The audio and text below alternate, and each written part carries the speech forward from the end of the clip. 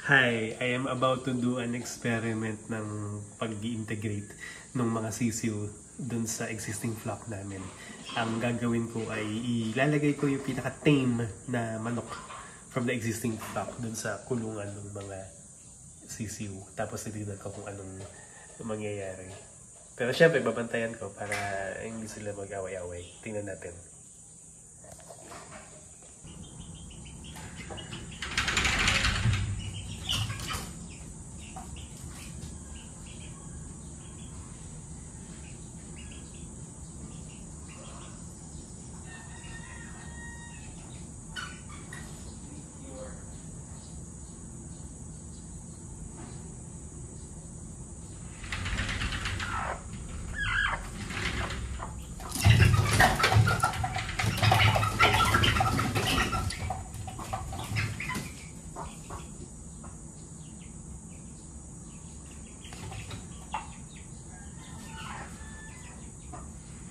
So, right now, I think brood itong isang to. Kaya, meron siyang motherly instinct.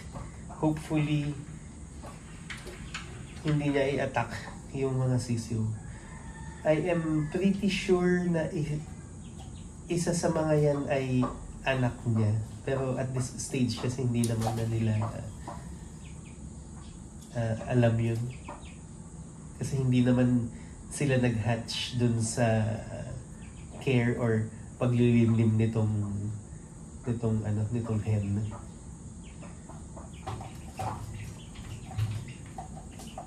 Hindi na pinapansin yung mga sisiw. Habang yung mga sisiw ay natatakot, sabi nila, sino tong higanteng sisiw na to?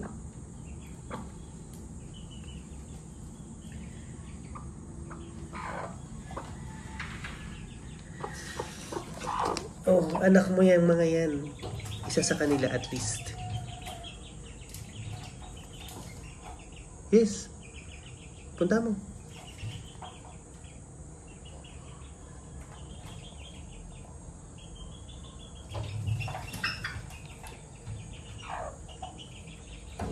I think pareho silang natatakot. Kasi sa corners.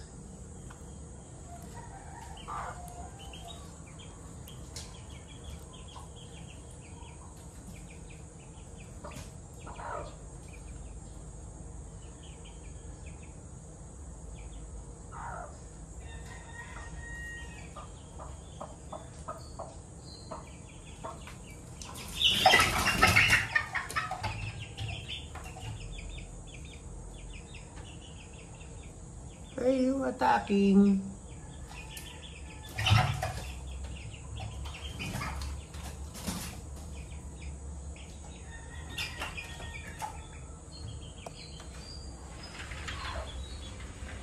Kung may attack yan.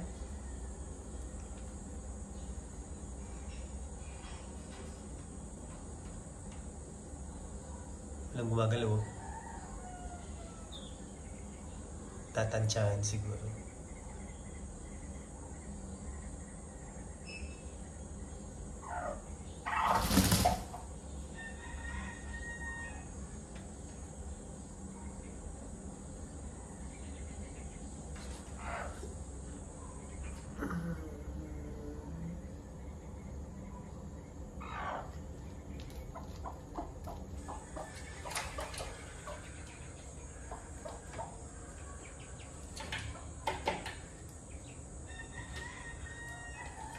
Nakasiksik yung tatlo dun sa sulok.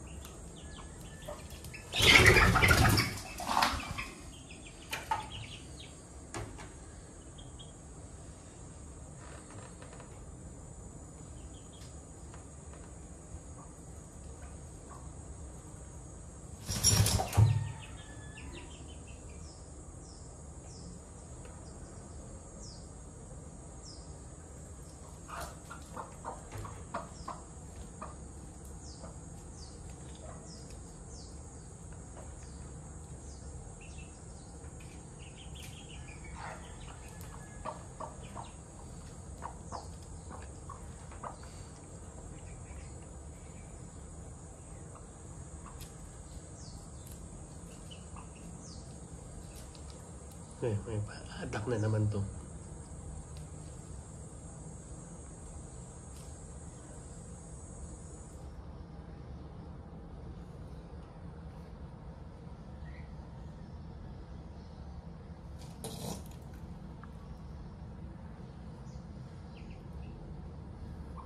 Yak.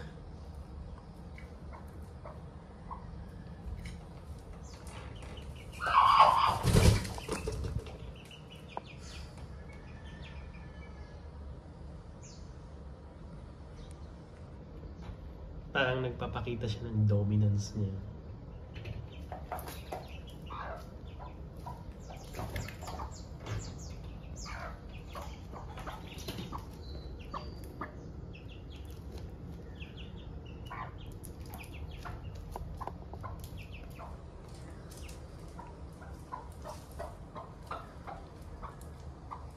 Lilipad ka ba?